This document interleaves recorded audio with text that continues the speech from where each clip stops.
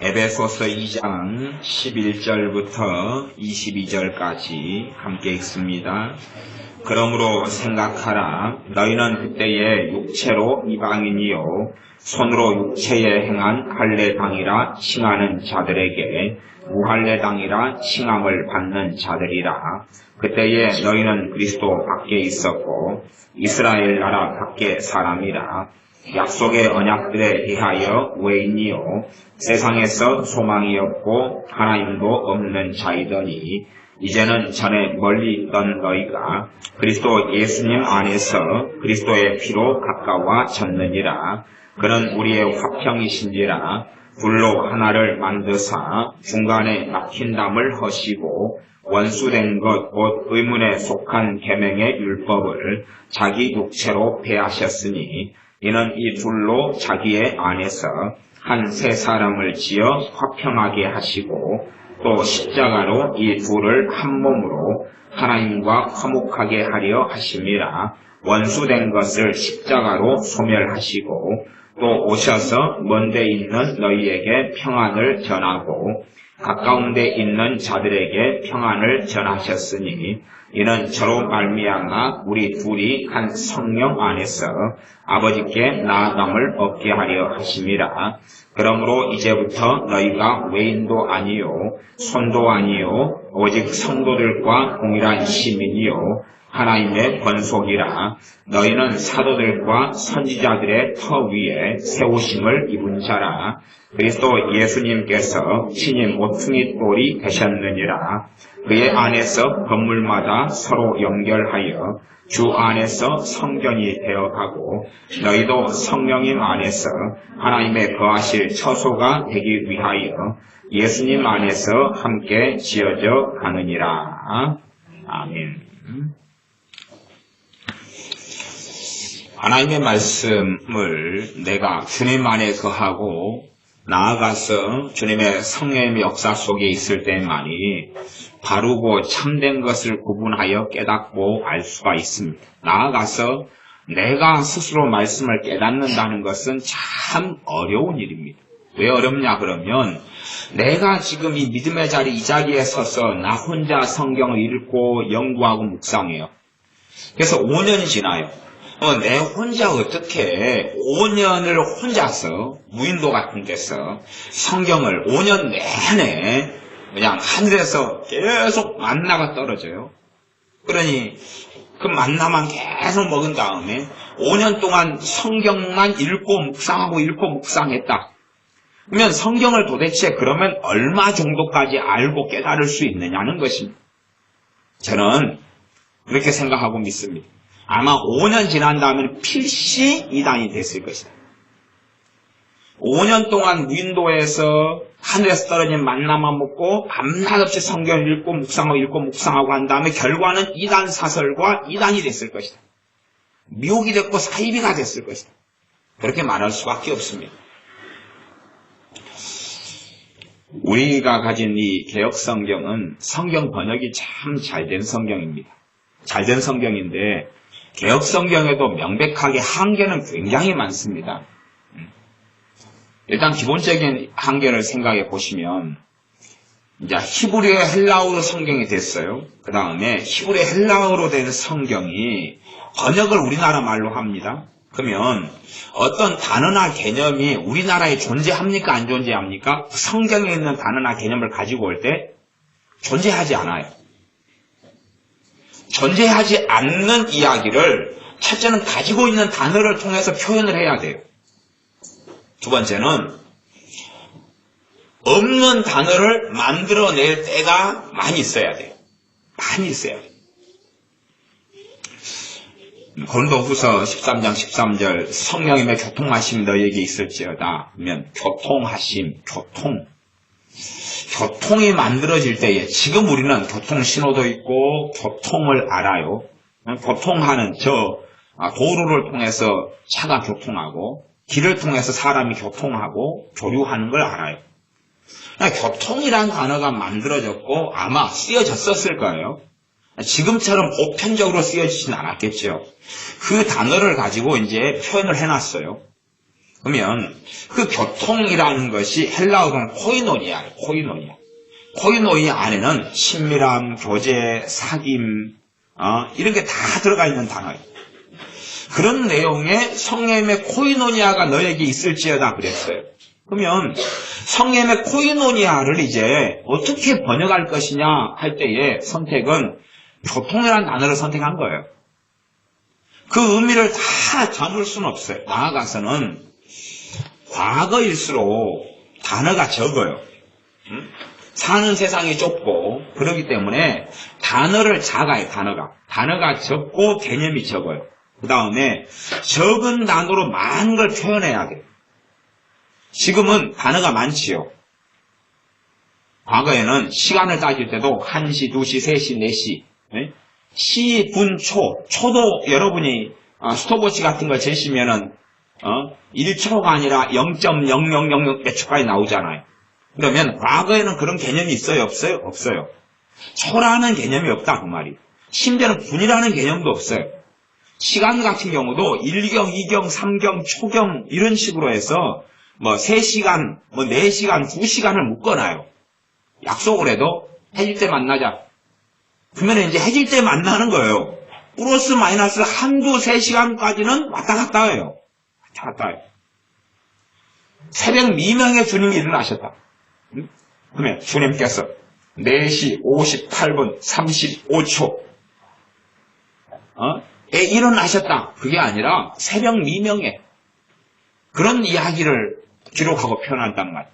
그러니까 과거에는 단어가 적어요. 지금은 단어가 많아요. 과거에는 적은 단어로 많은 걸 표현해야 돼요. 그러니까 이제 지금 입장에서 성경을 보면 우리 개혁 성경을 통해서 어떤 문제도 벌어지냐 그러면 원어상으로는 잘 단어와 문장이 선택이 잘 돼 있어요. 성경 번역 가운데 개혁 성경같이 잘 번역된 성경을 찾기도 어렵습니다. 요즘에 새로운 번역들이 많이 나와 있지만 그래서 의미상으로는 충분히 참고할 수 있는 성경들이지만 깊이 들어가면 문제 있는 번역이 굉장히 많아요. 그러면 개혁 성경이 단어가 적을 때에 적은 단어로 많은 걸 표현해요. 나아가서 없는 단어를 만들어요. 교회라는 단어가 있다. 성경에는 교회라는 단어가 있는데 이 교회라는 것이 대한민국에는 있어요? 없어요? 없잖아요. 일제시대에는 있어요? 없어요? 조선 말에는 있어요? 없어요? 없어요 이게. 없으니까 헬라어에 있는 교회라는 단어를 그런 단어가 뭐든지 간에 그 단어를 가지고 이제 표현을 해야 돼요. 그 교회라는 단어를 가지고 뭘로 해야 될 것이냐 표현할 때 교회라는 단어로 한문으로 가리킬 교자, 회중, 모임 할 때의 회자, 모일 회자를 썼어요. 그러나 교회라는 단어 안에 가리킬 교자라는 의미는 거의 없어요. 말하자면 우리가 생각하고 사용하는 단어가 있어도 이 개념이 대한민국에나 한국에나 조선시대에나 없기 때문에 그걸 만들어내야 됐어요. 그 다음에 지금은 우리가 일상적으로 쓰는 말이 됐어요. 그러나 원래 한문적인 의미로 갈 때는 과연 히브리나 헬라어도 그랬느냐 볼 때에는 이것이 굉장히 곤란한 단어나 개념과 뜻들이 좀 많습니다. 물론 우리가 성경을 읽고 해석하는 것에 큰 문제가 있다는 이야기는 아니에요. 그러나 혼자서 성경을 읽고 해석하다 보면 무슨 일로 벌어지냐 그러면 작은 단어로 많은 걸 표현해놨기 때문에 그 단어 안에는 함축성이 강해요. 무슨 말인지 이해되세요?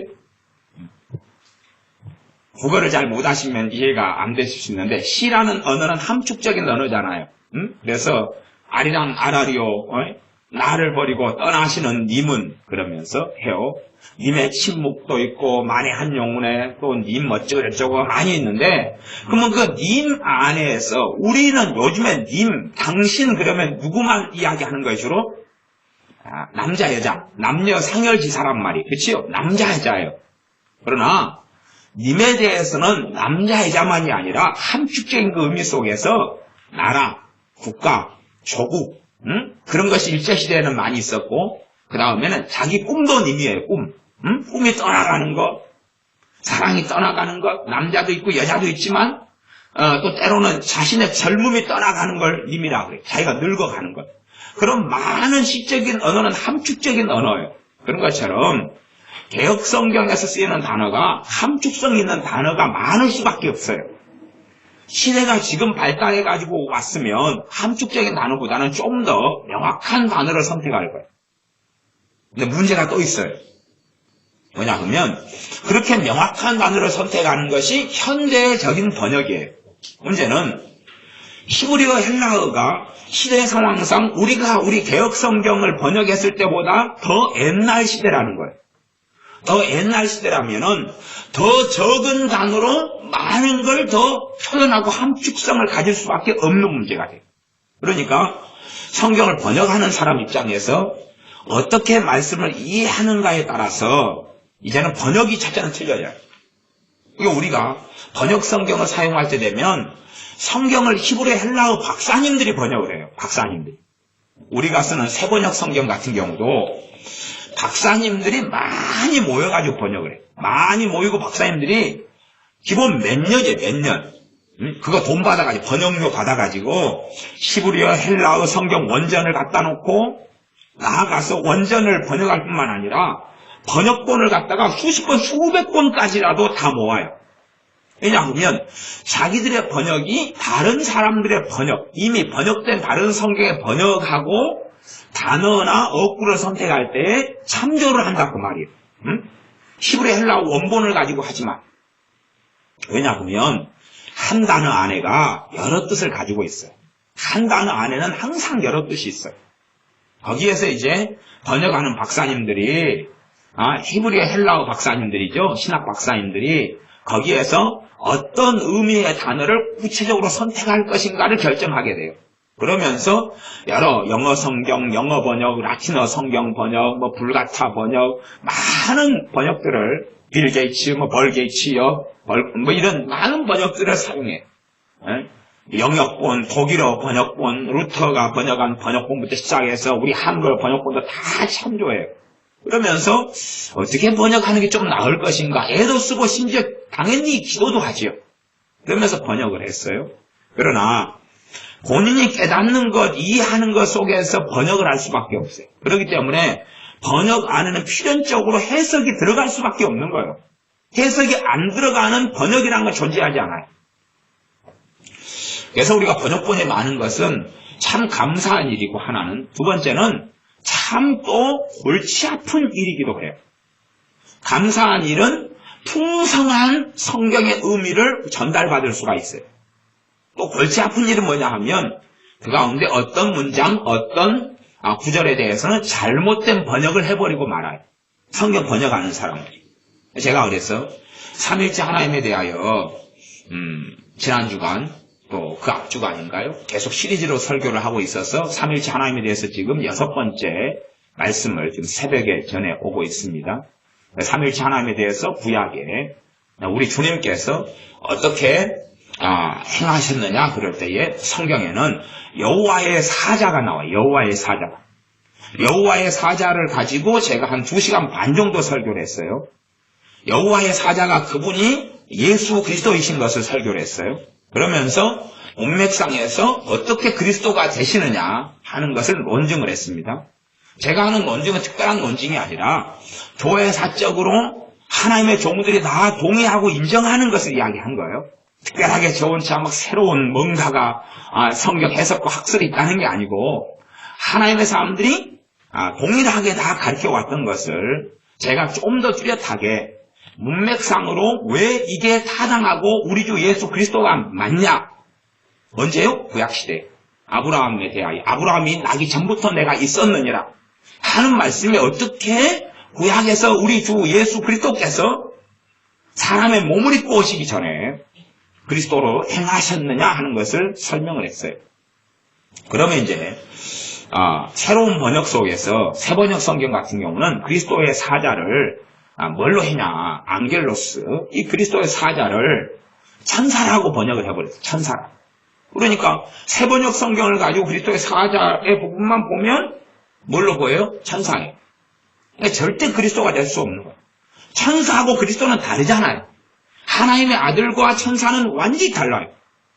그러니까 그런 부분에 있어서 박사님들이 많이 달라붙어가지고 오랜 세월을 성경을 번역했는데 어떻게 하나님의 아들 되신 그리스도를 천사라고 번역을 해버릴 수 있냐 그 말. 그렇다는 이야기는 아바고 뒤의 문맥을 이해하지 못하고 깨닫지 못했다는 이야기.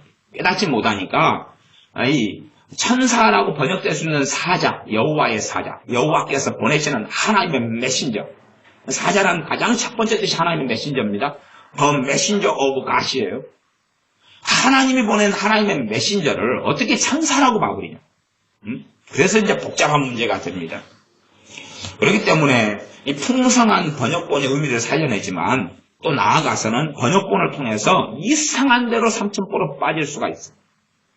그래서 그나마 우리 개혁성경이 중도를 잘 지키고 있고 하나님의 사자에 대한 부분은 성경을 번역한 사람이 이분이 그리스도라는 사실을 알았기 때문에 대부분의 하나님의 사자에 대해서 그래서 존칭어를 씁니다. 하나님의 사자께서 나타나십니다. 그렇게 하면 존칭어를 사용하고 경외를 표시하는 성경 번역을 많이 사용해서 잘 번역한 부분이 많다 그렇게 말할 수밖에 없습니다. 제가 지금 장황하게 이 언어학적인 이야기를 하고 히브리 헬라어적인 이야기를 하고 번역본의 이야기를 하는 것은 여러분에게 새로운 어떤 지식과 지혜를 더해주려고 하는 이야기가 아닙니다. 그만큼 박사님들이라 할지라도 성경을 이해하고 깨닫기가 어렵다는 이야기를 지금 하고 있는 것입니다.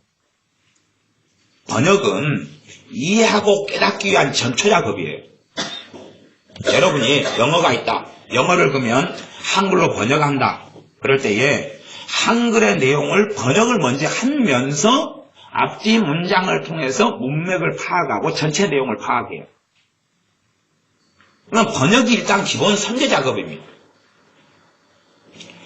제가 신학대학원 다닐 때 이 미국 박사의 논문을 좀 번역을 했어요. 번역을 했는데 번역을 이제 조를 나누어서 조가 그 박사 논문을 번역을 했어요. 그것이 이제 어떤 과목에 있어서 과제물이었어요. 조를 이루어가지고. 그래서 이제 번역을 열심히 했어요. 근데 이제 영어 실력이 저도 뭐 딱히 많이 되는 건 아닌데, 이제, 이 신학교를 4년 나오고 신학대학원을 나오는 친구들보다는 저같이 일반 대학교를 나온 사람, 또 이런 사람은 좀 영어 실력이 좀 나아요, 더. 그러니까 이제 결국은 좀 어려운 논문으로 들어가니까 이제 신학을 5년 하는 친구들은 항복하고 떨어져요. 영어 실력이 안 돼요, 이게. 실력이 안 되니까 떨어지고 이제 저희같이 일반대생들이 모여가지고 나머지 번역을 다 밤늦게까지 때론 철회하면서 이제 다 했어요. 그래서 이제 제가 나머지는 정리하고 제가 조장이었던가 뭐 기억도 잘 안 나요. 오래돼가지고. 20몇 년 전 일이니까 30년이 벌써 다 거의 지난 일인데 어떻게 기억납니까? 근데 어쨌든 그래가지고 이제 번역을 했어요. 번역을 이제 제출을 했죠. 그 발표를 하고 제출하고 교수님이 칭찬해 주시더라고요. 정말 번역을 잘했다고 칭찬해 주시더라고요. 근데 문제가 있어요. 무슨 문제인지 압니까? 번역한 저도 무슨 말인지 모르겠다는 거예요. 번역한 저도 무슨 말인지 모르는데 교수님이 너무 잘했다 그런 거예요.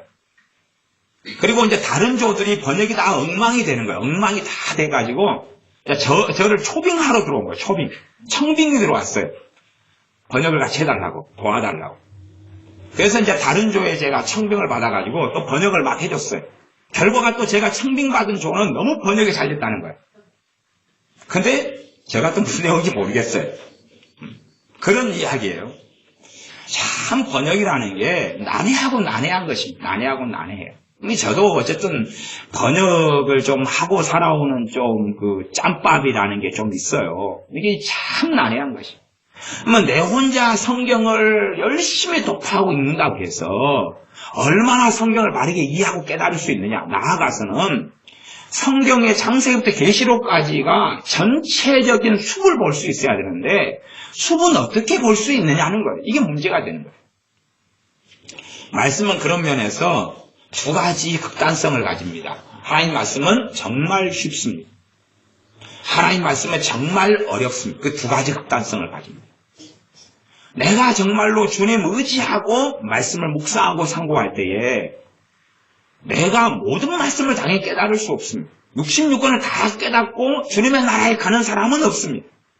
아마 천국에서도 영원토록 말씀을 깨달아 갈 것입니다. 왜? 하나님의 말씀은 영원하신 말씀이다 그랬거든요. 심지어 천사들도 선지자들도 말씀을 깨닫고 알기 위해서 얼마나 수고하고 노력했는지 제가 전에 몇 달 전에 설교할 때 분명히 본문들을 가지고 제가 증언을 했습니다. 그죠? 하나님의 계시를 받고 음성을 듣는 선지자들도 말씀에 대한 부분은 음성을 듣는 것이 아니라 말씀을 연구했다고 그랬어요. 음성이 그런데 작용하는 게 아니란 그 말이에요.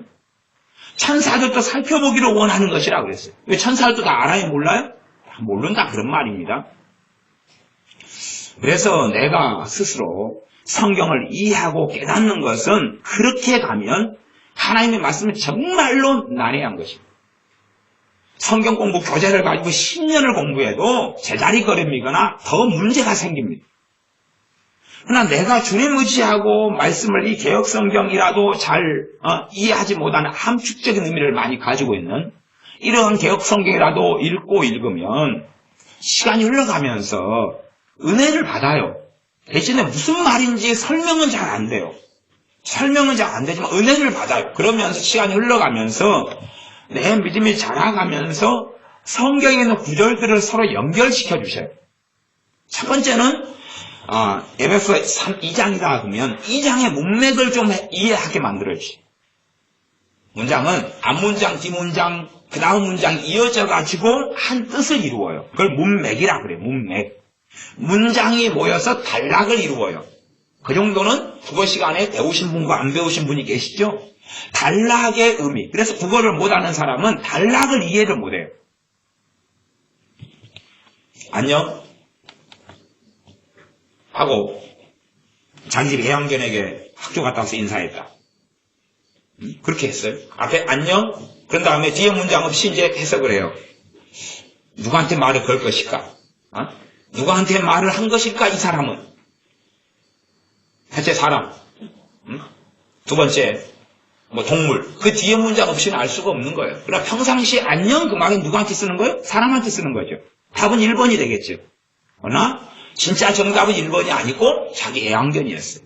왜? 그 뒤에 문장이 그걸 이야기하고 있다 그 말이에요. 그렇게 앞에 문장, 뒤에 문장 연결돼가지고 뭘 전달하는 걸 전달해요.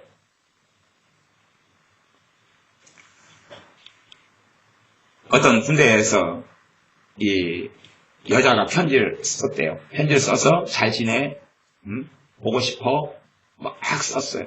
편지를 보면서 얘가 여자친구를 밖에 놔두고 온, 물론 같이 군대 오고 싶었겠죠. 근데 자기 혼자 왔어요. 사랑하지만. 근데 여자친구가 써는 편지를 보고 너무 감동받아. 사진 한 장 찍어가지고 보냈어요. 다 안부 인사하고. 사진은 이제 옆에 있는 높은 고참들이 사진을 봤어요. 근데 뭔가가 이상한 거예요. 분명히 편지 내용도 문제가 없고, 그래서 이 쫄병은 너무 좋다고 편지를 봤어요. 근데 이제 고참들의 인생의 연륜이 있잖아요. 연륜이 뭐냐 그러면 고무신을 다 거꾸로 그 여자친구가 어지간하면 다 거꾸로 신었거든요. 그러니까 사진을 전신 사진을 찍어 보냈는데 가만 보니까 신발을 거꾸로 신고 있는 거예요. 그걸 보고 네 여자친구 변심했다. 그거 이야기했어요. 아니 편지 내용상으로 그게 없어요. 특별한 게 있어요. 그냥 뒤에 좀 이상하게 그래 안녕 잘 지내. 그리고 있는 약간의 뉘앙스만 있어요.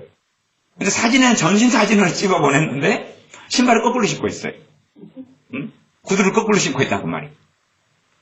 그것을 보고 이제 네 끝이야 그런 거지요. 사실은 너 군대 갈 때까지 내가 참은 거야. 근데 참을 이유가 없지 이제 그만이야. 그러면 전체 사진하고 그 다음에 글하고 전체에 맞추어가지고 전체 내용이 나오는 거예요. 대신에 고참들처럼 경험자들은 신발 딱 보고 아는 거예요. 이제 네 버림받았어. 그냥 새로운 고무신을 골라 신든지 알아서 해. 그런 거죠. 성경을 이해하고 깨닫는 게 정말 쉬운 것은 쉽다 해서 일조일석은 절대 되지 않고 내가 말씀에서 은혜를 받고 살아가면서 주님 의지하고 그럴 때 은혜를 받아가지. 그러면서 말씀이 조금씩 깨달아져 가요. 설명은 못하고 남을 가르칠 수는 없어도 내 영의 양식이 되어져 가요. 그러나 말씀이 은혜스럽지가 않아요. 그런 상태에서는 말씀이 깨달아져 가는 게 아니라 지금 뭔가의 병적인 작용이 일어나기가 쉬워요. 말씀의 은혜를 받지 않는 사람들은 신앙의 연수가 더해도 필연적으로 문제가 생깁니다. 그래서 오후에 설교와 지난주 수요일날 설교 때에 주님 의지하고 말씀 듣지 않으면 그 사람은 영과 진리로 예배할 수 없다. 진리는 말씀이죠. 말씀을 알고 말씀에서 이야기하는 하나님께 예배해야 되는데 내용이 하나도 없는 거예요. 불교 신자하고 차이점이 없어요. 불상 앞에 30년을 자란 사람하고 예배당에 나와 30년을 예배한 사람이 내용이 똑같이 없어요. 우리는 명백한 하나님 말씀의 텍스트를 가지고 있어요. 이 말씀 66권 텍스트를 가지고 있어요. 근데 하나도 몰라요. 답은 멍청이가 돼가지고 있어요. 아브라함만 알아요. 이삭도 알고 야곱도 아는데 그런 내용은 풍월이 있어요. 예수의 제자 가운데 베드로가 있다는 둥, 안다는 둥 하는 것은 알아요. 정말로 말씀을 깨닫고 아는 것은 별로 없어요. 이게 말씀은 굉장히 어렵고 굉장히 쉬워요. 주님 의지하지 않으면 박사도 이해하지 못하는 거고 소크라테스가 오고 아리스토텔레스가 오고 플라톤이 와도 이해하지 못하는 거고 그래서 세계 똑똑한 사람들이 다 하나님 말씀을 제대로 이해하지 못하고 하나님을 등졌고 배교자로 살아왔어요. 그래서 성경은 명백하게 공전서 같은 말씀에 또 야고보서 말씀에 복음에 대해서는 하나님께서 가난한 자를 택하사 믿음에 부요하게 하셨다고 말씀해요. 또 가난한 자가 왜요? 비천하고 못 배우고 그러니 다른 사람에 비해서 똑똑하고 대학 나오고 공부 잘하고 머리 잘 쓰고 기억력이 좋고 이런 사람보다 더 말씀 이해하는데 주님을 더 의지할 수밖에 없기 때문에 그래요. 상대적으로. 그러나 가난한 사람이 못 배웠는데 주님을 의지하지 않고 자기 머리로 성경을 이해하고 깨달는 길을 걸어갈 수 있어요. 나아가서 많이 배운 사람들은 배우면서 자신의 생각, 지식, 지혜를 믿을 거 아니에요. 자기의 판단력을 믿겠죠. 논리력을 믿고 이해력을 믿겠죠. 그리고 나아가는 길이 어리석은 길로 나아간다 그 말입니다. 정말로 주님 의지할 때 이 말씀을 내가 대단한 어떤 신학적인 체계와 사상을 다 완벽하게 갖추지는 않더라도 말씀 속에서 주님을 만난다 그 말.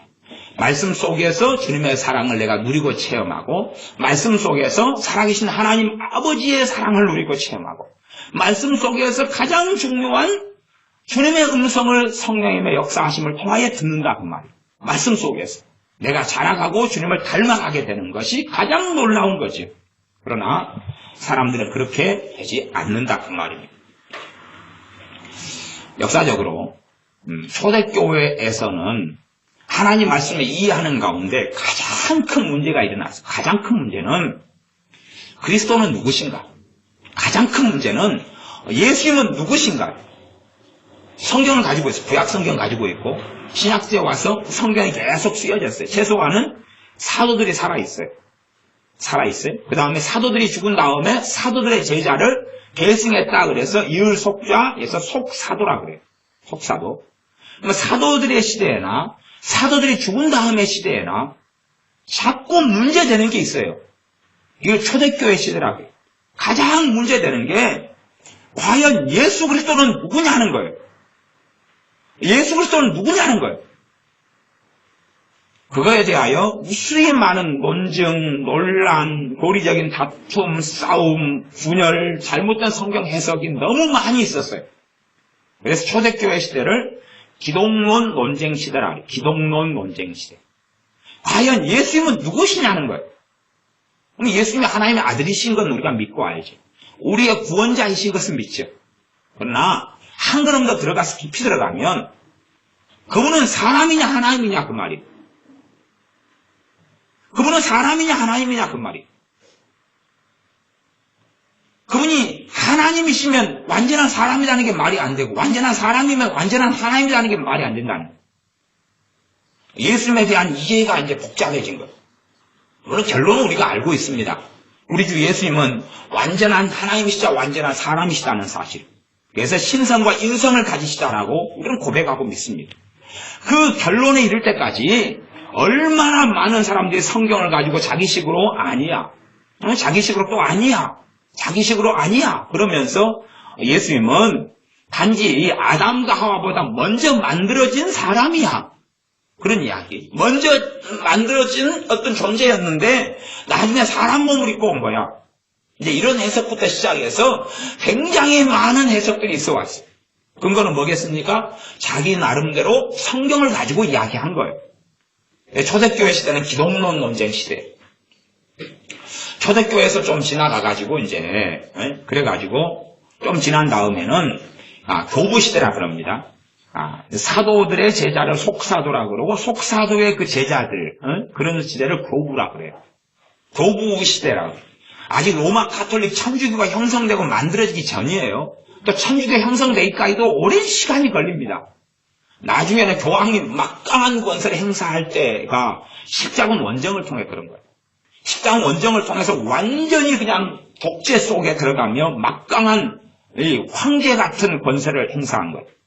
그러니까 이제 그런 교회사를 이제 공부하려면 좀 복잡한 면이 있죠. 이게 교회사는 내비두고. 어쨌든 그 다음에 교부 시대라고요. 교부 시대는 무슨 논쟁이냐 그러면 하나님은 어떤 분이냐는 거예요. 어떤 하나님요? 삼위일체의 하나님. 아버지와 아들과 성령님으로 존재하시는 한 분 하나님이 어떤 분이시냐? 과연 하나님이 누구시냐? 이것을 오랜 세월을 했어요. 오랜 세월. 100년, 200년 이렇게 치고받고 했어요. 뭘 가지고요? 성경을 가지고요. 그만큼 하나님 말씀을 바르게 이해한다는 게 쉽다는 이야기, 어렵다는 이야기예요. 어렵다는 이야기입니다. 어렵다는 이야기. 종교개혁기가 됐어요. 종교개혁기에는 과연 어떻게 구원받는가? 왜냐하면 로마 가톨릭이 이제 가톨릭으로 교회가 변질되고 타락해버렸어요. 일부 소수로 남아서 끊임없는 종교개혁을 일으켰어요. 개혁자로 살아갔지만은 천주교에 의해서 잡혀서 죽임당하고 성경을 번역했다가 성경과 함께 화형당하고 그런 세월을 계속 살았어요. 어떤 사람은 어쩔 수 없이 소운운동으로 소운으로 빠져버리고 꼴보기 싫다고 별의별 유형이 있었지만 전반적으로는 교회가 타락했다가 이제는 종교개혁의 시대가 됐어요. 하나님이 그 전에 많은 종교개혁자들이 있었지만은 그다음 특별히 루터를 하나님이 세우셨어요.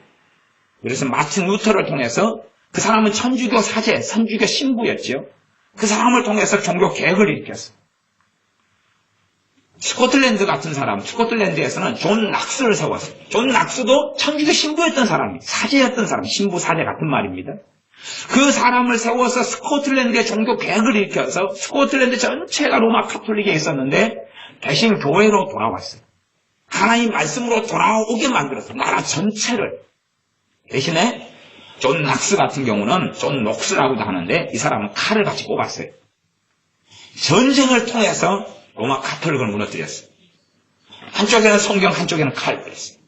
칼을 뽑아서 전쟁을 수행하고 사람을 많이 죽였어요. 당시에는 정교 일치의 시대였기 때문에 그런 면이 있어요.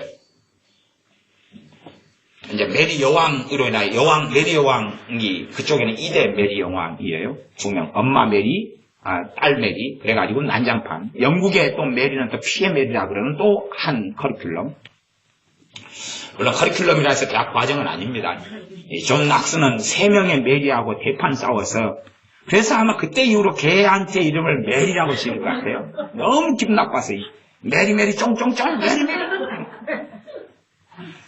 그래서 이 메리가 천주교에 아주 깊이 있게 몰입돼 들어가서 예수님 믿는 사람들 무수히 많이 학살해 죽였어요.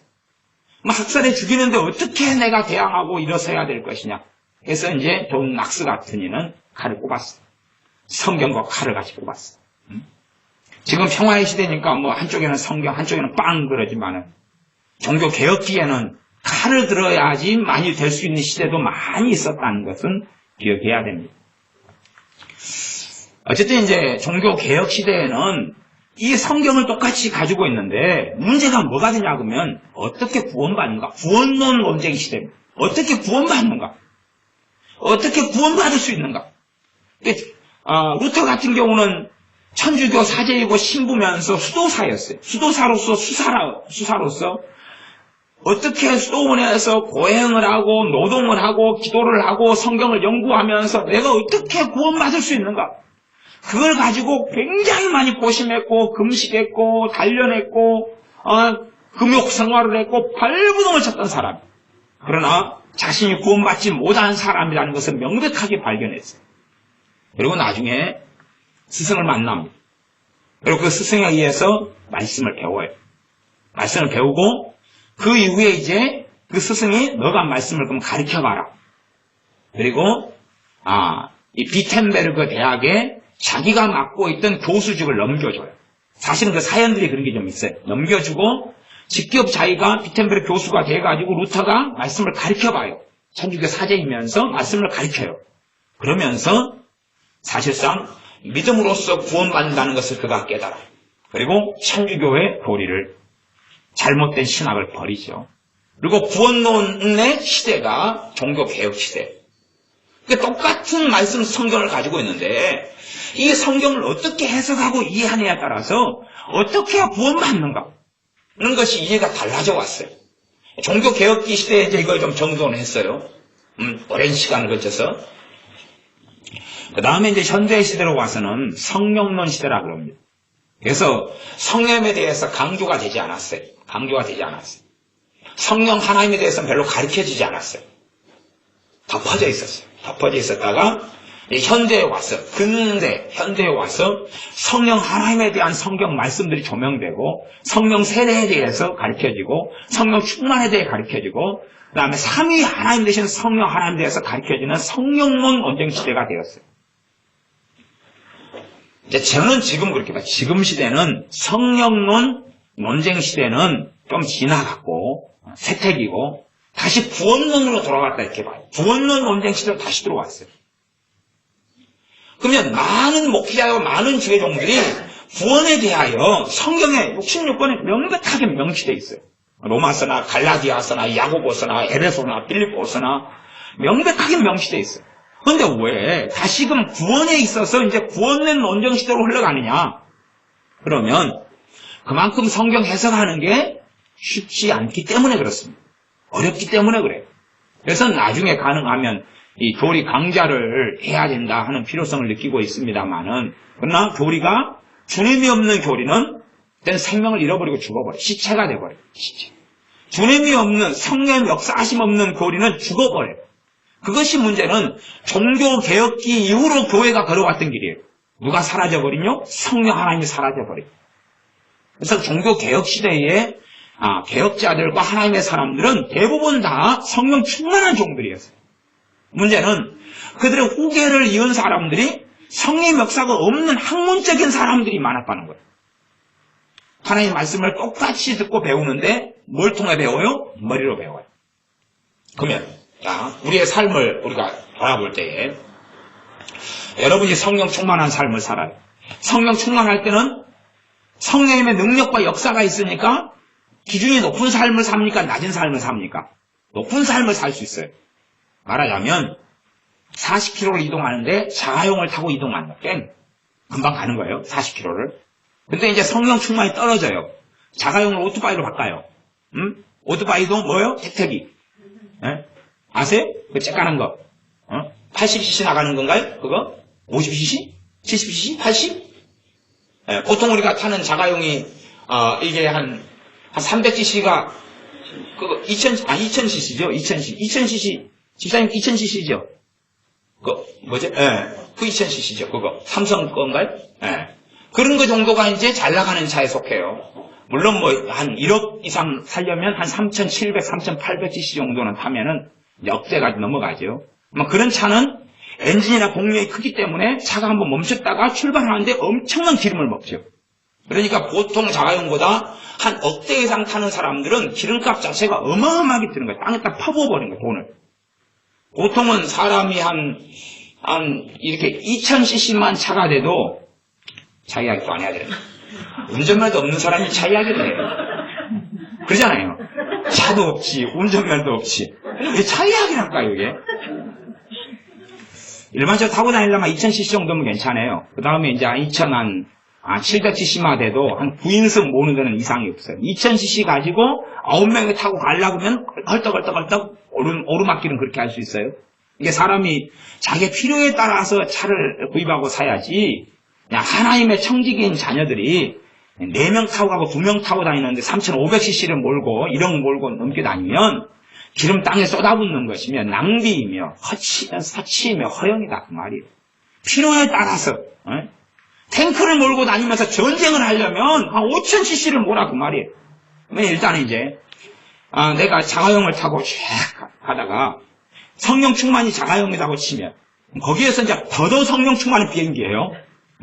비유적으로 이야기하는 겁니다. 성령 충만이 떨어져요. 그러니까 80cc짜리 이제 오토바이를 타고 다니는 거예요.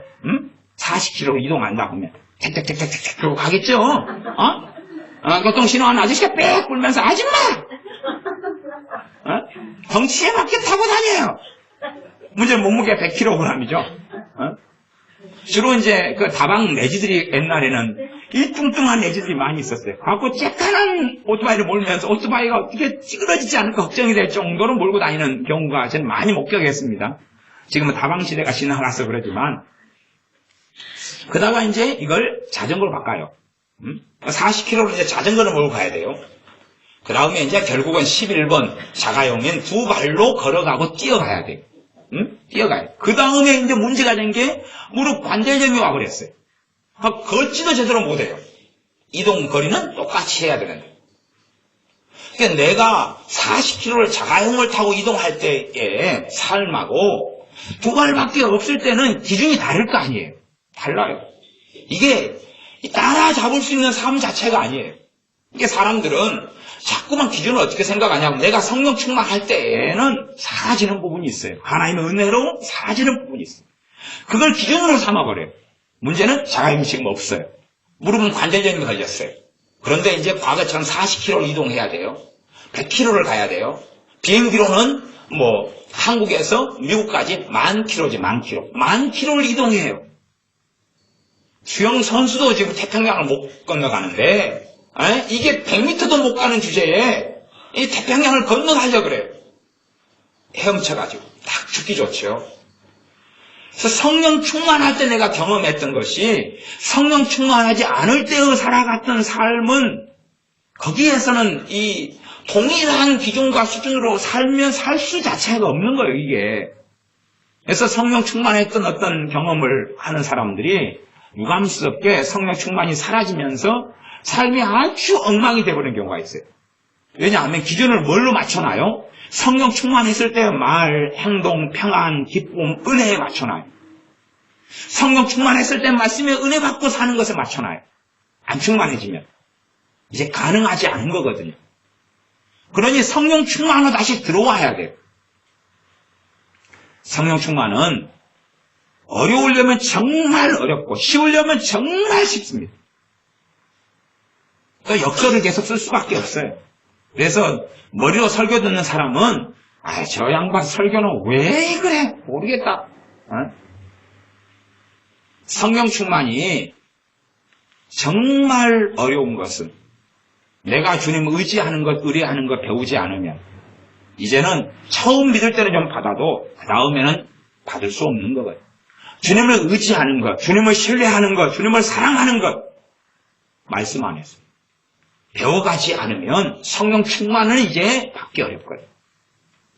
정말 쉬운 것은 내가 주님을 의지하고 살아가면 성령 충만이 오기 시작하고 처음 내가 예수를 믿을 때나 잠깐 믿을 때 오는 성령 충만하고는 동일한 성령 충만인데 양상이 달라요. 양상이 달라요. 그래서 내가 주님을 내가 의지한다 그럴 때에 의지하는 것이 단회적으로 하나님은 인정을 안 하십니다. 그게 문제예요. 단회적으로 인정을 안 하셔요. 여러분이 정말로 영과 진리로 예배하려고 마음을 먹고 주님께 기도하고 의지를 해요. 그런다 해서 영으로 예배하는 삶 속에 들어가지를 못하셔요. 2번, 3번, 5번, 10번, 20번. 그렇게 여러분은 주님 앞에서 여러분이 검증돼야 돼요. 여러분의 진심이 보여져야 돼요. 한 번 마음 먹고 한 번 주여 기도했더니 이루어져 버린다. 하나님은 그렇게 만만하신 분이 아닙니다. 여러분도 만만하지 않지. 남자는 기분이 금방 풀려요. 여자는 금방 안 풀리죠. 그래서 사실은 저는 남자 형제들만 사는 사람들은, 거기서 태어난 사람들은 결혼을 안 해야 된다는 주장입니다. 왜 그런지 아세요? 그럼 남녀 관계까지 들어가면 복잡하죠? 남자 형제들하고만 살아요. 가족이 남자들만 있어요. 또 주로 또 엄마도 누구처럼 변해가요? 남성화가 돼가지요. 엄마도 남성화가 돼가요. 그러니까 남자 형제들하고 엄마하고 사는데 자기는 누구하고 사는 거예요? 지금 남자들하고만 사는 거예요. 그러면 결혼해서 연애할 때는 그렇게 한다 그래도 막상 결혼 생활하면 지식을 따라 아내와 동거하라 그랬어요. 근데 누구하고 동거하는 거예요? 아내 여자겠어요? 남자겠어요? 남자하고 사는 방식이에요. 남자하고 사는 방식으로 대화하고 교제하고 결혼하고 살려니까 문제는 남자가 아닌 거예요. 여자인 거예요. 그러니까 이제 복잡한 거예요. 그래서 끊임없는 충돌을 일으켜요. 왜? 가치관이 뭐냐 그러면 남자하고 30년을 살았어요. 남자들하고만. 그런 다음에 여자하고 살려니까 다루는 게 여자를 남자로 알아요.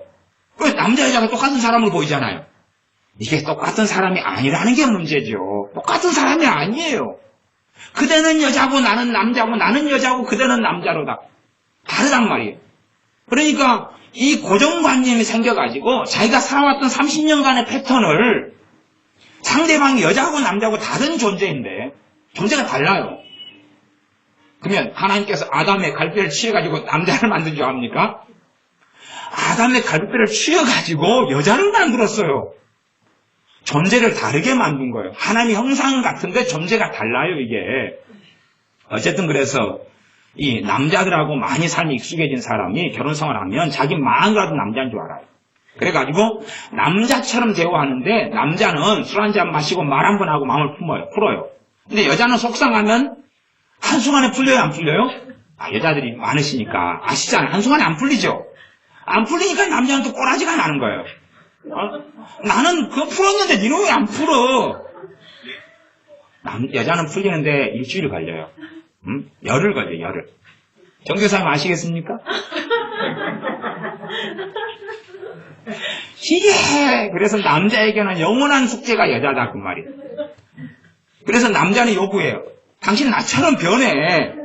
나처럼 남성화를 해. 그래서 여자들이 아줌마가 돼가는 거예요. 남성화가 왜 일어난지 압니까? 그게 남편의 소원이거든요. 남성화가 일어나! 소원인데 어떤 면에서 남성화가 일어나요? 목소리. 밥 먹었어? 앞차에 나서 밥 먹었어? 근데 또 여자가 또 그대로 남아있어요. 이게 어려운 과제물이에요. 남자 여자 이야기하고 결혼생활 이야기하려고 뭐 이런 거 제가 설교하고 가르쳐온 지가 20년 넘는데 아주 복잡한 이야기입니다. 세미나에서 뭐 강사로 받기는 쉬운데 삶이라는 게 쉽지 않잖아요. 하나님의 성령 충만은 그래서 이제 우리가 뭐 남자 여자 이야기를 했다시피 한 번 말해서 여자들은 풀리는 게 아니라 말한 것을 여자는 뭘 보고 있어요? 진심인지를 확인하는 시간이 걸리는 거예요. 너 말 듣고는 못 믿겠으니까 또 행동해봐. 다음날 또 지나봐. 그 다음날 지나봐. 며칠을 지켜봐요. 지켜본 다음 그래 니 회개한 거 맞네. 받아줄게. 그러잖아요. 남자는 근데 말 한 번 하면 끝나야 되는 거예요. 손바닥 한 번 마주치면 끝나야 되고 미안해? 그럼 끝나야 되고 할렐루야 그러면 아멘 받아쳐야 되고 끝나야 되는 거예요. 그러니까 참 이게 틀린 거죠. 그런데 어떤 면에서는 그런 면에서는 하나님께서는 우리가 아무리 진심 어리게 고백하고 말하고 했다 그래도 그거 한 번으로는 우리를 믿어주시지 않아요. 아니 진짜로 믿을 수가 없고요. 그러니 또 나아가고 또 나아가고 그래서 인내가 필요한 거예요. 그래서 메마른 땅을 때론 걸어가야 돼. 사막과 광야를 걸어가야 돼. 내가 주님 의지하고 예배하는데 그렇게 잠깐 했다고 예배가 너무 뜨거워지고 말씀이 깨달아지고 말씀이 생명이 되고 그러진 않아요. 그러진 않아요. 다시 나아가고 나아간 다음에 어떨 때는 7번 정도 확인하셔요. 너 정말로 나 의지하고 예배드리기 원하는구나. 그 다음에 이제 성령 충만을 주셔요. 은혜를 주셔요. 하고 주님 때문에 주님과 함께 지내는 예배 시간으로 만들어주셔요. 어떤 사람은 10번은 확인하죠. 꾸준하게.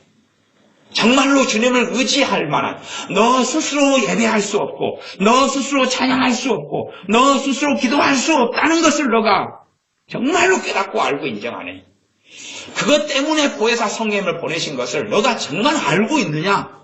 묻는 거예요. 사람들은 주님 의지하는 것에 익숙하지 않아요. 나아가 주님을 의지하려고 하질 않아요. 언제 의지합니까?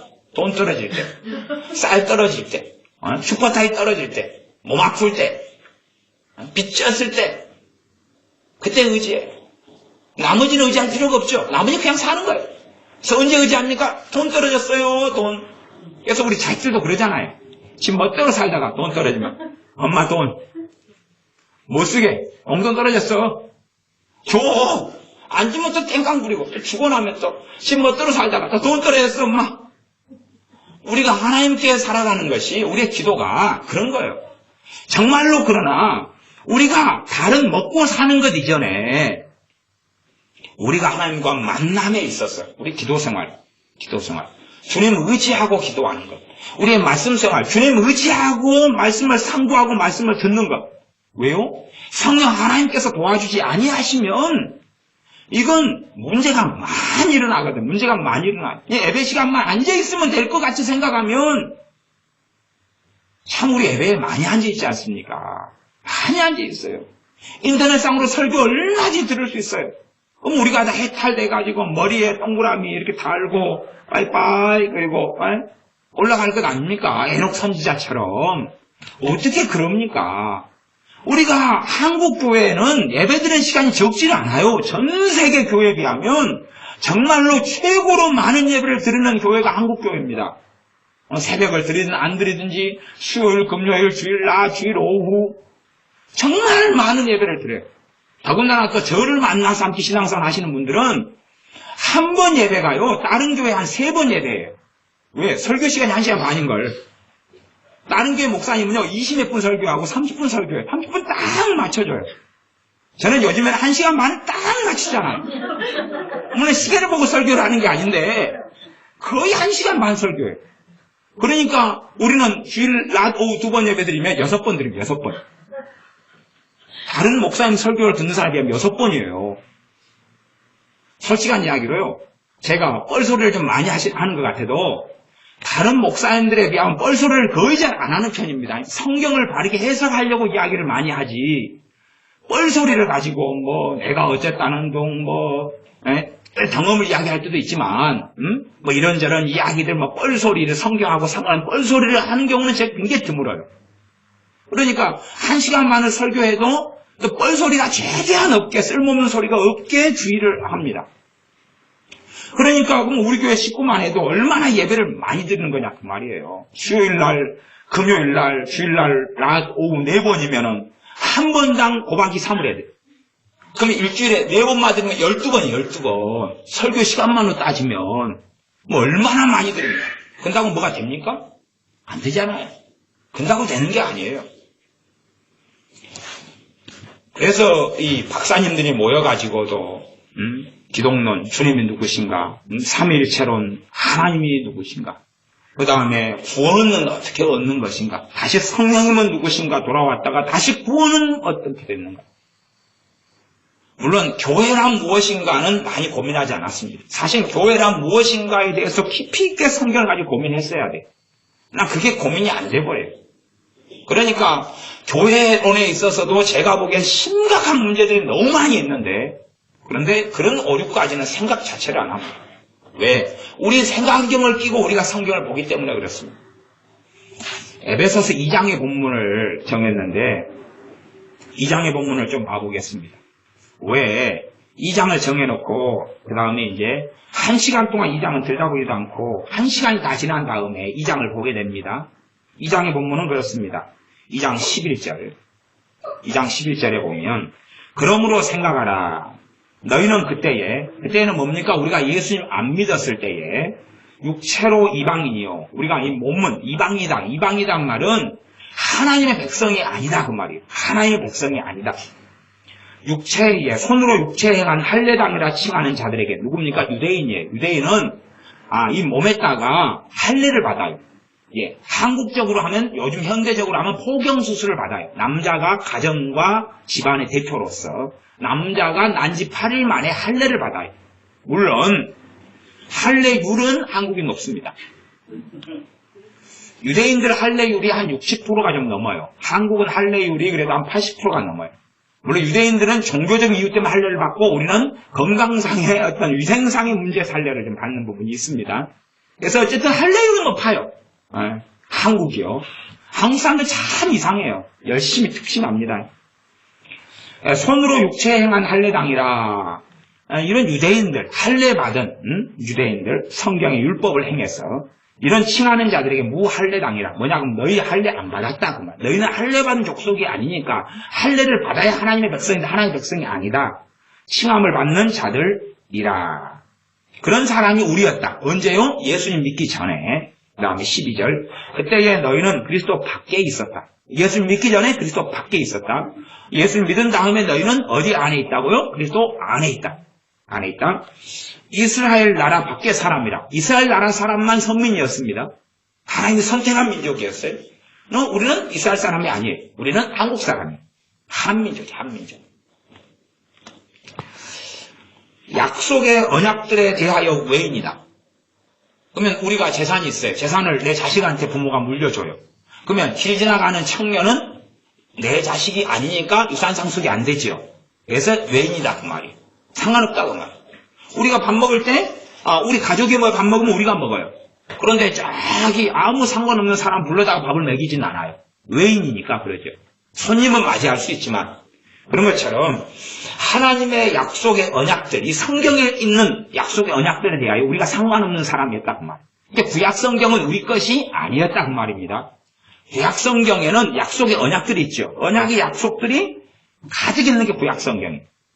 내가 너희를 떠나지 아니하리라, 놀라지 말라, 두려워하지 말라. 이게 약속의 언약들이죠. 그것과 너희하고 상관이 없었다 그런 이야기예요. 세상에서 소망이 없고 하나님도 없는 자였다. 13절. 이제는 전에 멀리 있던 너희가 저기 멀리 떨어져 있다가 그리스도 예수님 안에서 그리스도의 피로 가까워졌느니라. 전에 멀리 있었는데 그리스도 안에서 가까워졌다. 자요, 가까워졌다 그러면은 지금 예수님 안에 있다고 지금 이야기에 믿는 사람은 그러면 가까워진 거예요? 그러면 안에 있는 거다 가까워진 거다고 같은 말이에요? 다른 말이에요? 다른 말이에요. 다른 말. 다른 말이에요. 그러면 가까워졌다는 말은 누구와 가까워졌느냐를 물어야 돼요. 그러면 하나님과 가까워졌느냐 아니면 유대인하고 가까워졌느냐 그 말이에요. 유대인하고 가까워졌다는 이야기입니다. 자, 다시 이해 못하니까 넘어가겠습니다. 14절. 그는 우리의 화평이신지라. 화평. 둘로 하나를 만드사 중간에 막힌 담을 하셨다. 그럼 여기서 우리는 누구냐 그 말이에요. 우리는 일단은 너희는 그랬으니까 너희는 이방인이다 그랬죠. 너희는. 그 다음에 너희하고 우리하고 합쳐가지고 우리가 되는 거예요. 너, 나 합쳐가지고 우리가 되는 거예요. 그러면 지금 말하고 있는 사람은 누구예요? 사도 바울이죠. 사도 바울이에요. 사도 바울은 유대인이에요. 이방인 너희하고 나, 우리하고 합쳐져가지고 우리가 된 거예요. 그래서 그는 우리의 화평이신지라 그러면서 둘로 하나를 만드사 막힌 담을 하셨다. 우리의 화평이 돼가지고 우리하고 너희하고 우리하고 이방인 너희하고 하나님의 선택받은 이스라엘하고 전혀 상관이 없고 달랐는데 너희하고 우리하고를 하나로 만들었다 그 말이에요. 이방인과 유대인 사이에 막힌 담이 있었는데 막힌 담을 누가 헐어버렸다고요? 예수님이 헐어버렸다는 이야기예요. 예수님이 헐어버렸다고. 성경이 그렇게 이야기해요. 요걸 이해를 잘 안 되는 분들은 이제 제가 번역본들을 다 찬성하지 않지만 새번역이나 공동번역이나 현대인의 성경이나 현대어 성경이나 우리말 성경이나 이런 번역본을 보면 그냥 에베소 2장은 뻔한 거예요. 뻔할 뻔자 뻔데기 장사가 이야기하는 거예요. 이건 복잡하지가 않아요. 그냥 뻔한 거예요. 뻔한 거예요. 다른 번역본만 한두 개만 보고 모르면 킹제임스 버전을 보든지 NIV를 보든지 NASB를 보든지 굿뉴스 바이블을 보든지 뉴 잉글리시 버전을 보든지 예루살렘 바이블을 보든지 마음대로 그냥 하면 돼요. 뻔한 거예요. 그냥 뻔한 거. 이건 특이한 게 아니라 그냥 내용이 그런 거예요. 내용이 그런 거. 그래서 15절 원수된 것 곧 의문에 속한 계명 율법을 자기 육체로 폐하셨다. 이는 계명의 율법을 예수님의 피로 예수님의 몸으로 폐해버렸다. 이유는 뭐냐? 이 둘로 자기 안에서 한 세 사람을 지금 화평하게 하려고. 둘이 뭡니까? 이방인과 유대인을 예수님 안에서 합쳐가지고 한 세 사람으로 만들어버리는 그게 뭡니까? 교회입니다. 그 교회의 본질이에요. 교회의 본질은 주님의 십자가 사건을 통하여 유대인하고 이방인을 합쳐 세 사람으로 만들어버린 거예요. 하나로 만들어버린 거예요. 16절 또 십자가로 이 둘을 한 몸으로 하나님과 화목하게 하려 하심이라. 원수된 것을 십자가로 소멸해버렸다. 17절 또 오셔서 먼데 있는 너희에게 평안을 전하고 가까운 데 있는 자들에게 평안을 전하셨으니 먼데 있는 자들은 누구예요? 이방인이고 가까운 데 있는 자들은 유대인이에요. 평안을 전하셨으니 18절 이는 저로 말미암아 우리 둘이 이방인과 유대인이 한 성령님 안에서 아버지께 나아감을 얻게 하려 하심이라. 성령님 안에서 이방인도 아버지 하나님께 나아가야 되고 유대인도 아버지 하나님께 나아가야 되고 19절 그러므로 이제부터 너희가 외인도 아니요 이방인이 아니다 그 말이에요. 이방인이 아니다 그 말이에요. 그 다음에 손님도 아니다 그 말이에요. 오직 성도들과 동일한 시민이다. 과거에 이스라엘로 하나님의 백성이었던 사람들과 함께 동일한 시민이 됐다 그 말이에요. 하나님의 권속이라. 권속은 가족을 이야기합니다. 하나님께 속한 가족이라. 20절 너희는 사도들과 선지자들의 터 위에 세우심을 입은 자라. 그리스도 예수님께서 친히 모퉁이 돌이 되셨느냐. 누구의 모퉁이 돌입니까? 우리의 모퉁이 돌. 이방인인 우리의 모퉁이 돌이 친히 되셨다. 21절 그의 안에서 건물마다 서로 연결하여 주 안에서 성전이 되어가고 너희도 성령님 안에서 하나님의 거하실 처소가 되기 위하여 예수님 안에서 함께 지어져 가느니라.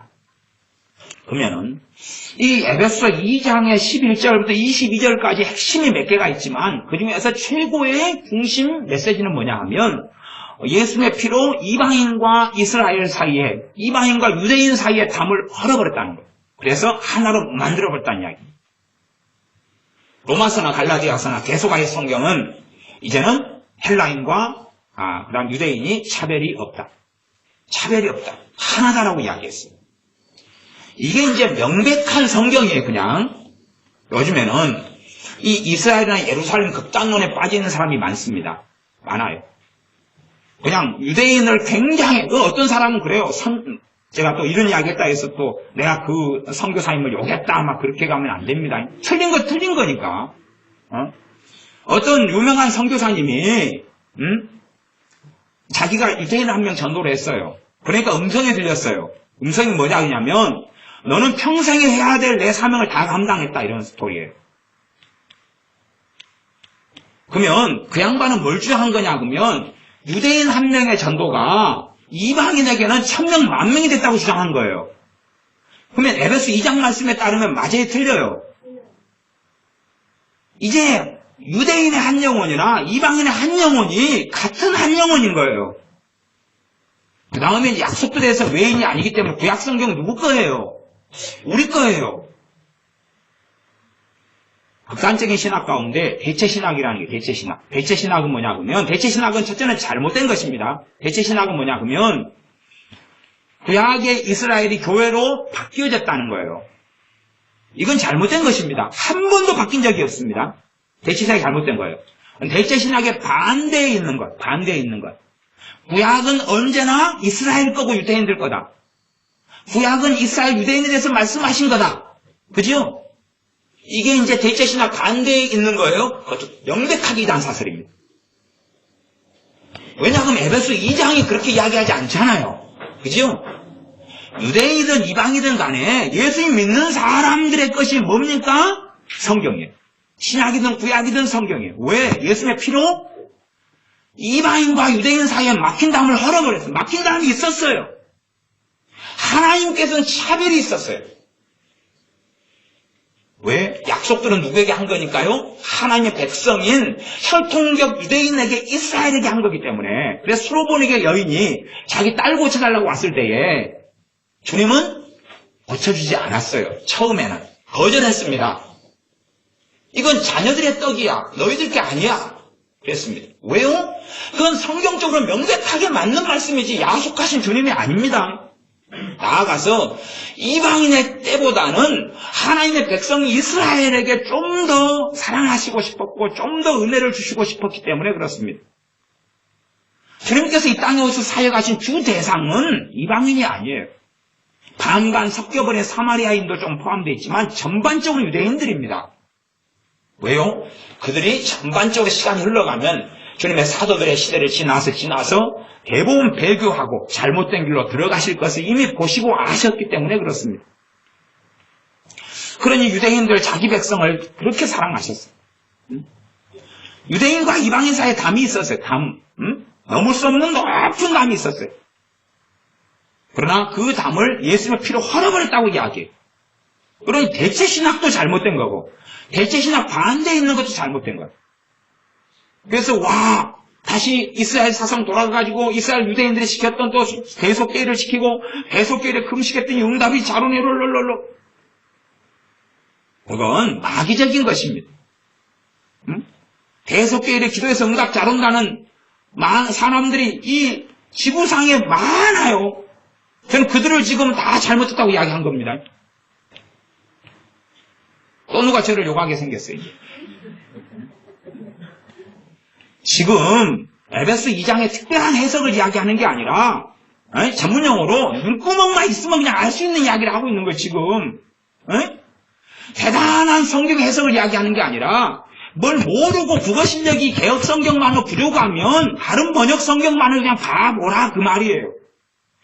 명백하게 주님으로 인하여서 유대인과 이방인, 헬라인과 유대인이 하나가 됐고 차별이 없다는 걸 왜 이해를 못하느냐 그 말이에요. 이스라엘 유대인은 멸시론으로 가거나 유대인 존중론으로 가서 극단적으로 흘러가거나 그런 게 아니에요. 유대인을 통해서 하나님이 남아있는 하실 일이 있는 건 사실이에요. 하나님의 계획이 있는 건 사실이에요. 그것이 유대인 한 명의 목숨이 이방인, 우리 여수 사람, 서울 사람, 100명의 목숨이 되지는 않는다는 것이에요. 다 이제는 하나님의 형상을 지음받은 사람이 똑같이 한 목숨이에요. 한 목숨이. 한 영혼이에요. 그냥 한 영혼. 그런 거지. 이스라엘 사람 유대인 한 명 전도했더니 음성 주는 사람이 많아요. 그 음성의 문제는 에베소 2장하고 틀린 거죠. 물론 로마서 또 다른 말씀들하고도 틀려요. 그러면 그 음성이 뭐냐 그 말이에요. 저는 그걸 이야기하는 거예요. 그 음성은 잘못된 것이에요. 자기 속에 있는 음성이든지 귀신의 음성이든지 그러겠죠. 하나님의 음성이 하나님 말씀하고 어그러지는 이야기가 올 수가 없잖아요. 어떻게 유대인 한 명 전도했는데 너 평생의 과업을 너가 다 했도다. 그런 이야기가 어떻게 나오냐 그 말이에요. 그런데 이 동일한 성경을 보면서 그런 이야기가 튀어나오는 것이 저는 이상하고 신기하다 그 말이에요. 왜요? 그만큼 자기 편견, 자기 오해, 자기 곡해를 가지고 성경을 보는 거예요. 그러니 우리가 말씀 이제 마무리 가겠습니다. 본문 설교는 그래도 한 40분 정도 했습니다. 40분이면은 충분히 보통 목사님 본문 설교는 충분히 한 거예요. 근데 우리는 우리 자의적으로 마음대로 생각을 하는데 그렇지 않다는 사실. 그렇지 않아요. 잘못된 길 속에 들어가 있어요.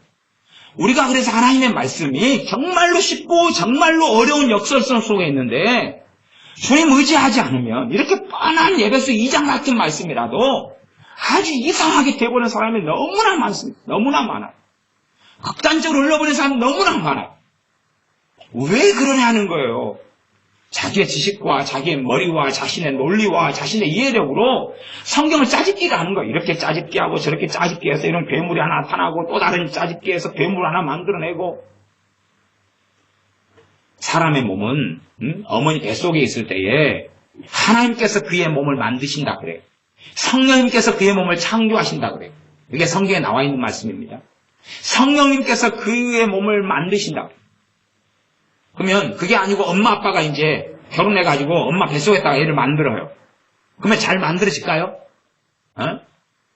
그 단지 그냥 어떤 생명이 만들어지는 그것에는 연합하고 합할 수 있어도 합력할 수 있어도 손을 자라게 만들고 머리를 만들어내고 진흙으로 이겨가지고 발바닥이 나오게 하고 콧구멍 만들고 눈 만들고 그건 부모가 할 수 없는 거잖아요.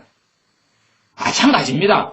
하나님의 말씀을 가지고 믿음의 말씀을 만들어내고 하나님의 말씀을 통하여 주님을 알아가는 건 주님께서만이 그의 영의 성령님을 통하여 해나가실 수 있는 과업이고 작업인 거예요. 그런데 우리가 대단한 신학 체계를 세우고 신학 사상을 세우고 신학자가 되고 뭐 그러기는 원치 않지만 내 스스로의 또 다른 성경 해석의 바벨탑을 쌓고 있는 사람들이 많아요. 내가 이해하려고 그러니까 성경을 이해할 수 있는 범주로 다 끌어내려야 돼요. 이해하지 못하는 것은 내 머리로 이해될 수 있는 걸로 다 끄집어내려가지고 거기에서 이제 짜맞추기 하는 거예요. 대표적인 게 믿음 같은 거죠. 대표적인 게 사랑도 그렇습니다. 사랑도 주님으로부터 오는 영으로부터의 사랑이 아니라 감정적, 정서적, 희생적, 헌신적, 봉사적인 어떤 사랑을 이야기해요. 그 두 개가 섞여 있는 것처럼 보이긴 해요. 그러나 하나님께서 사랑으로 행하라는 그 사랑은 아버지의 사랑으로 행하라는 이야기지 내 육신의 사랑으로 행하라는 이야기가 아니라는 게 문제인 거예요. 믿음으로 행하라는 것도 말씀을 근거해서 성령님께서 말씀을 깨닫게 하시면서 뭐가 생겨나요? 믿음이 생겨나요. 그 믿음으로 행하라는 것이지 내가 혼자 쉬합니다. 그리고 행합니다. 그런 이야기를 하는 게 아니란 말이에요. 그걸 이해를 못해요. 평강이 두 가지 근거가 있다 그랬어. 출처가 있다 그랬어. 하나는 세상의 평강이에요. 돈 있고 편안하고 만족하고 걱정 없으면 평안한 거고 주님으로부터는 평안이에요. 주님으로부터는 평안은 내가 만들 수 있습니까? 없습니까? 만들 수 없는 거예요, 그게. 그러니까 주님의 평안을 맛보지 못한 사람들이 성경에 있는 평안을 세상적인 평안으로 만들어 가려는 거예요. 그렇게 해석하고 말하는 것이. 주님의 평안을 누리고 살지 못하니까 돈으로 또 노후 준비로 아니면 건강으로 아니면 사랑하는 사람들이 있는 걸로 해외여행으로 성공으로 발바꿈 시키는 거예요. 평안을. 그렇게 성경을 이해하고 해석하면 좋으니까. 그러나 주님으로부터는 평안은 분명히 받아서 누리고는 있으나 이것이 무게가 몇 그램이? 몇 킬로의 무게는? 형태는 그러면 어떻게 생겼어요? 주님이 좀 평안은 대부분 다 경험하고 알고 계시죠? 그럼 그거 얼마짜리예요? 가격은 얼마예요? 무게는 얼마예요? 크기는 얼마예요? 질량은 얼마예요? 언제부터 왔어요? 옆 사람에 비교해서 커요? 작아요? 답이 있어요? 없어요? 없잖아요. 그런 것이 이해 안 되니까 이해되는 언어의 차원을 끌고 내려와 버리는 거예요. 하나님하고만 함께 지낼 때 알 수 있는 차원의 것들을 성령님의 역사하심과 도우심과 그 속에 살아갈 때만이 아는 것들을 성경에 있어서 많은 것들을 내 이해하고 해석하는 범주를 끌고 내려오는 거예요. 그 혼자서 이제 박사가 되고 철학자가 돼가지고 이리 짜집게 하고 저리 짜집게 하고 만들어내요. 아무리 좋은 설교를 듣고 아무리 좋은 가르침을 받는다 할지라도 내가 그런 자리에 서면 나오는 건 몬스터입니다. 그럼 여러분들이 여러분 그냥 사람이라면 잔인하니까 강아지를 합시다. 여러분이 키우는 애완견 고양이로 할까요? 고양이를 일단은 20등분을 하세요. 그 다음에 여러분이 이제 일단은 고양이가 20등분 해가지고 냉동을 먼저 시키세요. 그 다음 순간 냉동. 그 다음에 이제 20등분 하세요. 그 다음에 이제 일단 가정하겠습니다. 1시간 동안은 고양이가 죽지 않는다. 1시간 만에 정확히 다 꿰매라. 그래서 살려내라. 그러면 할 수 있습니까? 못합니까? 못하죠. 하나님의 말씀은 마찬가지다 그 말이에요. 하나님 말씀이 마찬가지. 물론 지구상에 있는 아주 탁월한 의사 몇 명 가능하겠죠. 그것도 보조를 받아가지고. 그러나 정상적인 사람치고 고양이를 20통각으로 잘라놨는데 그걸 어떻게 수술하냐 그 말이에요. 1시간 안에 어떻게 붙여가지고 살아있는 고양이로 만드냐 그 말이에요. 해동이 되면서 이제 야옹 깨어났어요 주인님. 그럴 것 같습니까? 야옹이 아니라 그냥 피 뚝뚝뚝 떨어지고 고기가 돼서 고양이 고기 좋아하시는 분은 냄비로 바로 그냥 긁어내고 껍질 벗기고 올리면 돼요. 국을 끓여서 그냥 그 삼계탕 대신에 고탕이라고 할까요? 야옹탕이라고 할까요? 그걸 끓여 잡수시면 되죠. 허리에 좋대요. 믿거나 말거나. 그래서 옛날에 야생고양이가 멸종까지는 안 가지고 멸종 위기에 처했을 때가 있었어요. 우리나라 90년대 초 이럴 때 고양이 먹으면 남자 허리 좋다 그래가지고 야생고양이가 막 생포대 갔어요. 갖고 이제 솥단지로 막 들어갔던 역사적인 사실이 있어요. 그러다가 이제 허리가 많이 좋지는 않거든요. 그저 그렇거든요. 그래서 다시 고양이가 또 이제 방목이 되기 시작했죠. 방치되기 시작하고. 하나님의 말씀은 주님이 아니면 바르게 이해될 수 없습니다. 바르게 깨달아질 수 없습니다. 바르게 말씀이 생명의 양식이 되지 않아요. 그냥 수면제만 될 뿐입니다. 먼지만 끼어갈 뿐이고 이것이 알면 알수록 정죄가 돼가지고 그냥 성경을 한 두 장 봤더니 단두대에 목을 올리는 거예요. 왜? 내가 정죄를 받으니까. 성경을 보면 수치심이 살아나고 성경을 보면서 정죄감이 일어나고 성경을 보면서 두려움이 몰려오고 하나님 말씀 묵상하면서 절망이 찾아오죠. 그런 사람을 잘했다 그럴까요? 못했다 그럴까요? 최소한은 말씀을 볼 마음이 있는 사람들은 하나님 앞에 살아가려는 마음이 있다는 이야기 없다는 이야기 있다는 이야기잖아요. 있다니 그 정도만 해도 사실은 A급 신자입니다. 성경을 볼 마음만 있는 신자들이 대한민국에 많을 것 같습니까? 그런 사람들 찾기 어렵습니다. 기도하려고 애쓰는 마음을 가진 사람들만 해도 믿는 신자라고 하는 사람 가운데 찾기가 어려워요. 그러면 기도하려는 마음을 가진 사람들도 찾기가 어려운데 그런 사람들을 주님은 얼마나 도와주시고 싶겠냐 그 말이에요. 상식적으로. 그러나 그냥 도와주실 수 없는 것입니다. 성령 하나님은 진리의 성령님이십니다. 진리의 성령. 왜냐하면 우리가 하나님 말씀을 읽고 상고할 때에 또 아무리 좋은 신앙서적과 신학책을 본다 할지라도 주님을 의지하고 머물렀을 때만이 알 수 있는 거예요. 에베소 2장만 눈 뜨고 성경을 봐도 이상한 사상과 극단성에 들어가진 않아요. 근데 극단적인 사람이 너무 많아요. 굉장히 많습니다. 아주 많아요. 제가 그래서 극단적 예루살렘 이런 주의나 사상 위험성 이걸 설교한 적도 있어요. 물론 너무나 극단적 예루살렘 사상을 가진 사람 제 설교를 들으면은 나를 공격했네 그러겠지만 성경적으로 이야기한 거예요. 성경적으로 말씀적으로 이야기한 거예요. 말씀적으로 이야기한 거예요.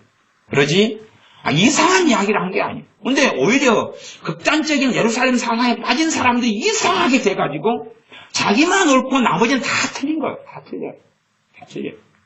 그러니까 그 중에 참 요즘 위험한 사람들은 이스라엘은 예루살렘에 가서 좀 지내다 온 사람들. 거기에 지내다 온 사람들은 대부분 머리에 총을 몇 발씩 맞고 옵니다. 왜 그런 줄 압니까? 거기가 총격전이 벌어지잖아요. 팔레스틴 원주민하고 이 이스라엘하고 총격전이 벌어지니까 총을 알지도 못하게 몇 발을 맞고 와요. 그럼 머리가 내가 좀 날아가고 막 입이 날아가고 그래가지고 와가지고 이제 눈이 날아가고 그래서 이제 성경을 봐요. 그러니까 이제 성경이 이상하게 되는 거예요. 외눈박이가 보고 내가 날아갔고. 그래서 제발 덕분에 예루살렘 좀 가지 마세요. 예루살렘 좀 가지 마세요. 이스라엘 좀 가지 마세요. 아주 정신병 딱 들어가서 환장합니다. 시내산 관광? 이게 시내산 아니에요 그거. 출애굽했는데 어떻게 애굽 땅 안에 시내산이 있겠어요? 시나이 반도는 옛날부터 내내 애굽 땅이었어요. 진짜 멍청이들 같이라고. 시나이 반도는 애굽 땅이다니까요. 이태에서는 너무 좋아라 그래요. 왜 자기 땅에 와서 관광객이 와주니까. 출애굽에서 하나님의 산에 갔는데 그게 어떻게 옛날 역사 내내 애굽 땅이 시나이 반도겠어요. 도대체가 바보같으니라고. 미디안 땅에 있지. 사우디아라비아 미디안 땅에 있는 거예요. 모세가 거기서 양쳤던 곳에. 모세는요 애굽에 들어가 겁나가지 못 들어갔어요. 그러니까 하나님께서 모세한테 말씀하잖아요. 니를 죽이려고 찾던 왕이 바로가 죽었다. 이제 들어가라. 그러니까 이제 들어가는 땅이구만. 무슨 너무 하여튼 그 예루살렘 이스라엘 성교수를 내가 아주 총 맞아가지고 총격전이 요즘 많이 일어나지. 총격전이 기관총 짱구의 기관총으로 맞는가 어디. 주님이 거놓던 땅은 없습니다. 아세요? 그러면 여러분이 우리 도시에서 걸어다니 보세요. 혹시 어디에 그 삼국시대 어디에 여기 백제지요 우리 동네가. 백제 때 어디에 뭐가 있나요? 어디 보셨어요? 우리 동네 돌아다니. 저는 이 차가 없고 운전면허가 없으니까 숱하게 걸어다닙니다. 어디 본 적이 없어요. 본 적 있어요? 제가 여기를 걸었더니 맨날 이순신 장군 그러지만 진난관 하나 남아있네요. 하나 남아있어요. 이순신 장군이 거느렸던 그 진난관 하나 남아있네요. 그거 말고는 땅이나 모든 게 지형이 다 변했잖아요. 다 달라졌잖아요. 이순신 장군은요 지금으로부터 500년밖에 안 돼요. 1590년도. 그러면 1600년다 치고 700년까지, 800년까지, 900년까지, 2000년까지 460년밖에 안 되네. 그렇죠? 얼마 되지도 않아요. 1490년이었나요? 1590년 1490년? 1590년 맞잖아요. 그 루터 이후의 분이 이순희 장군이니까. 기껏해야 그거밖에 안 돼요. 근데도 흔적 찾기가 어려운데 2000년 전인데 무슨 흔적을 찾아요? 땅바닥에서. 2000년 떨어뜨린 동전을 주는 게 낫지. 그러면서 예수님이 밟았던 곳을 걸어가 본다고 그러는데 그거 쇼하는 것입니다. 그것 때문에 천주교가 유물 숭배로 들어간 거예요. 그때의 것을 모아놨다가 그걸 앞에다 끄집어 널어놓고 거기에 절하고 숭배하고 그러는 거예요. 그래서 예수님께서 재판받았던 재판에 있는 계단들을 모아다가 그걸 한번 밟으면은 그냥 놀라운 죄가 사면되고, 죄에 대한 벌이 감면되고, 가족 하나를 위해서 그 계단, 예수님의 재판받은 계단 올라가면 가족 하나가 이제 천국 들어가는 거예요, 천국을. 그게 천주교회가 믿는 거예요. 그렇게 떠들어가려합니까? 그렇게 되는 게 아니에요. 그래서 우리가 어디에서 예배하냐? 예루살렘도 아니고, 또 모리아산도 아니고, 사람들이 찾고 있는 그런 산들이 아니에요. 겟세마네 동산도 아니고, 우리가 섰는 이 자리예요. 문제는 영과 진리로 예배하느냐의 문제일 뿐이에요. 영과 진리로 예배하는 자를 찾으시는 거지, 어느 장소에 가서 예배했더니 하나님 받으시는 게 아니란 말입니다. 내가 섰는 그 자리에서 영과 진리로 예배하느냐의 문제입니다. 우리가 섰는 이 자리에서 하는 거예요. 이게 무슨 이게 교회가 됩니까? 이게 무슨 성교회 됩니까? 이 건물이 이건 그냥 없어지는 거예요. 썩어서. 우리가 모여서 예수의 몸을 이루고 우리가 모여서 교회로 건축돼 가는 것입니다. 우리 사람 자신, 예수의 사람 자신이. 건물을 더 지어서 뭐 하겠어요, 이걸. 여기 돈 투자하고 헌금 투자해서 뭐 하겠어요? 인테리어해서 뭐 하겠어요? 하지 말라는 건 아닙니다. 그러나 큰 의미를 두실 필요가 없다는 이야기예요. 의미를 둘 필요가 없어요. 안개처럼 사라지는 것은 사라지는 것으로서의 의미만 있을 뿐이에요. 영원한 것은 영원한 의미가 있는 것입니다. 그러니 우리가 하나님 말씀을 하나님 앞에 서서 성령님의 역사하심을 통하여 주님께 도움을 구하고 겸비함으로 말씀을 깨닫게 하시고 알게 하시고 정리하시고 정돈해 주셔서 우리의 믿음에 성장해가고 자라가도록, 신앙서적이나 신학서적도 어리석게 무조건 유명세 있다고 믿어버리는 게 아니고, 심지어는 제 설교도 정확히 그랬다 그랬습니다. 제 설교라 할지라도 여러분이 무조건 받아들이게 하지 말고 여러분이 그냥 주님과 함께 이 시간에 앉아있는 것만 중요하다 그 말이에요. 그것만 중요한 거예요. 주님과 함께 듣고 있는 것만 중요해요. 어떤 사람은 제가 잔다는 걸 이야기하니까 못 먹을 사람도 있을 거 아니에요. 그러면 주님이 주님과 함께 했으면 뼈를 곤란해 주신단 말이에요. 어떤 사람은 분유를 먹이는데 분유가 맛없잖아요. 그러면 초코치를 타가지고 섞어서 먹어야 될 거 아니에요. 애기가 아니니까 심심하고 맹숭맹숭하니까. 물론 현아분유 훔쳐먹는, 몰래 살짝 먹는 어른이 현장에서, 청소년이 현장에서 는 아니고 누가 봤다는 사실, 양심에 있죠? 현아분유. 그건 괜찮아요. 근데 맛있던가요? 그 현아분이 조금씩 없어져 가죠. 그거 이유가 있어요. 간혹 가다가 이게 잡수시는 분들이 있어요. 옛날에 그 추억의 맛을 잊지 못해가지고. 맛있던가요? 모르겠네요. 저도 한번 먹어봐야 될 것 같은데. 또 줄어들면 혹시 제가 한 숟가락 한 거예요. 주님만으로 내가 먹는 하나님의 말씀이 양식이 됩니다. 기도하겠습니다. 아버지 하나님, 우리는 참으로 어리석어서 내가 스스로 신학자가 되고, 내가 스스로 철학자가 되고, 내가 스스로 어떠한 성경의 조직과 시스템을 갖추어가는 그러한 사람이 되려고 발부동칩니다만은, 그러나 그게 옳은 길이 아닌 것은 주님이 아니시면, 주님께서 보내신 진리의 보혜사 성령님이 아니시면 말씀을 통해 다른 길로 우리가 설 수 없습니다. 그리하오니 성경 읽는 시간이 주님과 함께, 또한 말씀을 듣는 시간이 주님과 함께, 경건서적을 보는 시간이 주님과 함께, 기도하는 시간이 주님 의지하고 주님과 함께, 찬양하는 시간이 주님 의지하고 주님과 함께, 또한 우리의 직장과 생업과 가정생활이 주님과 함께, 우리의 건강에 대한 문제 속에서 주님과 함께 그렇게 있으며 믿음이 역사하고 기도가 역사하며 기도의 응답이 나타나고 말씀의 권능이 나타나며 찬양의 능력이 나타나는 예수님의 사람들이 우리가 되게 하여 주시옵소서. 예수님의 이름으로 기도하옵나이다. 아멘. 기도하겠습니다.